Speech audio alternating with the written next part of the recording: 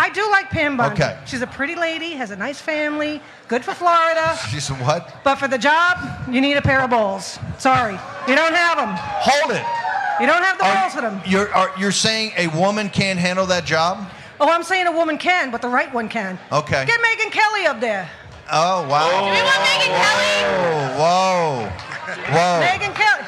Okay. Actually, how about Ron DeSantis' wife? She would be good. Does Megyn Kelly have a set of stones? I would say so. Okay. Well, that didn't take long. Many in the MAGA base are rightfully furious that their longtime leader and his handpicked inner circles of allies, including Attorney General Pam Bondi, have gone back on virtually an entire decade of promises for so-called accountability for Jeffrey Epstein and his confidants, fanning the flames of conspiracy theories along the way to give them exactly the type of power they currently possess. Now, on that MAGA woman's suggestion to replace Bondi with Megyn Kelly, because I don't even remember. I can't answer that. I don't even know Pam us. Bondi said that. I can't even remember all this because it's all over. I got a thing on my desk. I got truckloads of stuff. Yeah, no, we all have busy lives, and President Trump has a busy life, and I don't think he realizes how much she's humiliated the administration. This is a self-inflicted wound. She caused it. Again, I have nothing against Pam Bondi, but if you want to look for the villain in this story, we have found her. She is the person who's she's either lying now or she was lying then. There's no two ways about it. But there are a lot of other people who can be loyal and competent in that job. Here, she is the reason that things are unraveling around this story right now that virtually all of the Republican Party cares deeply about. She has never missed an opportunity to go on television and dangle sweet nothings that might be coming your way. Try to lead you to believe that she's got it, it's on her desk, it's coming tomorrow, you're going to see something on Epstein. And it was a tease. Without signing the memo, dropped it in the dead of night and said, that's it, take the crumbs and be happy.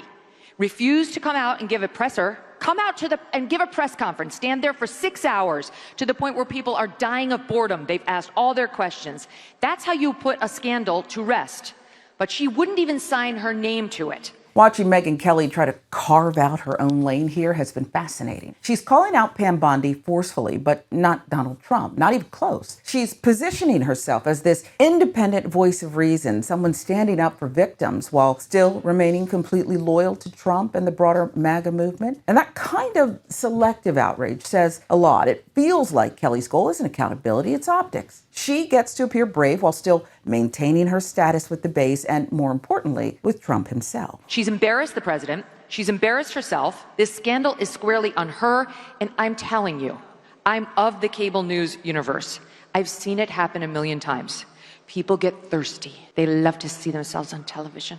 They love to see their names in the Klieg lights. They love the attention. They love the little emails and texts and tweets and thumbs up they get after their appearance, and they can feel their star rising. And she gave them these binders, and she humiliated them. Yeah.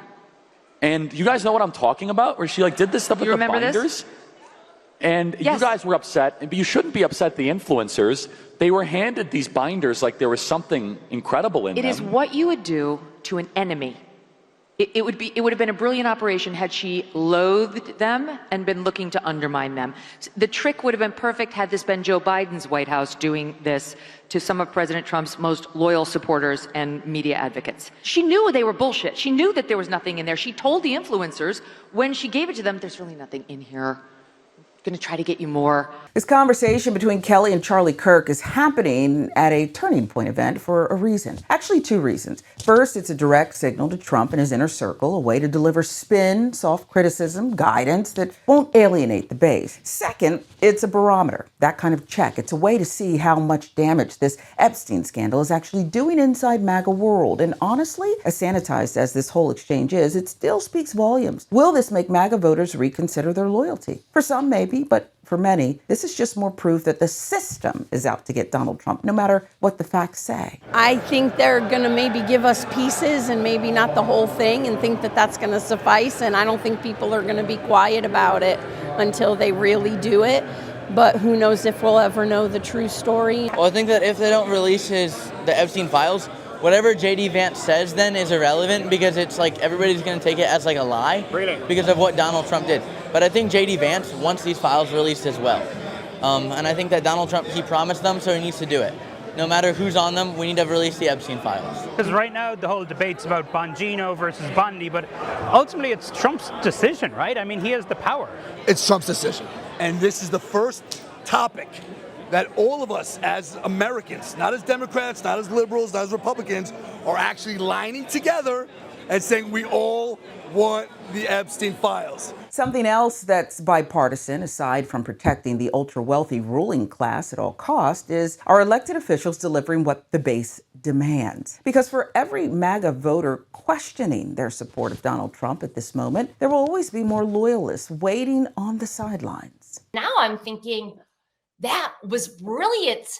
That was brilliant. He is getting his base so fired up to demand justice. We're probably now going to see the mainstream media go crazy and say, oh, President Trump acts like Jeffrey Epstein isn't a big deal. He doesn't care.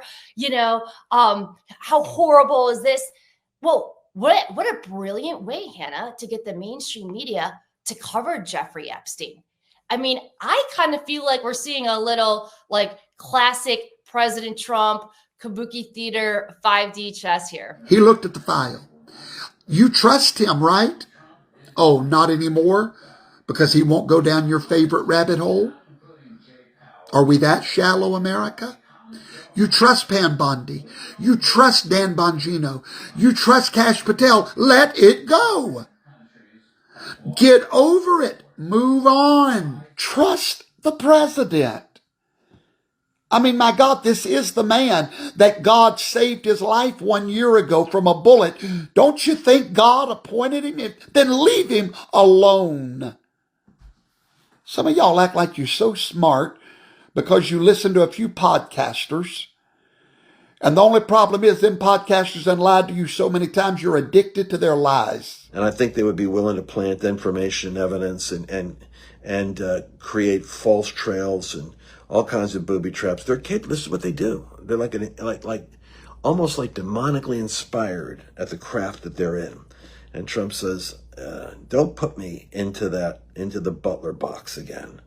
And that's, I think, what he's trying to say. That's my take on it. So I don't think he's hiding. I think he's trying to avoid something. This scandal is far from over, and the outcomes are still unpredictable. Could there be electoral consequences? Well, sure. Could it trigger a reshuffle in Trump's administration? Possibly. Will we see more files, maybe even Ghislaine Maxwell, dragged back into the spotlight? It's all on the table. But what's certain is that some in MAGA are waking up to cracks in the image they've long clung to, while others are doubling down, convinced this is all just another deep state setup. No matter where this goes, the Epstein fallout is forcing conversations MAGA perhaps never thought they'd have. And that alone makes it one of the most politically explosive stories of the year.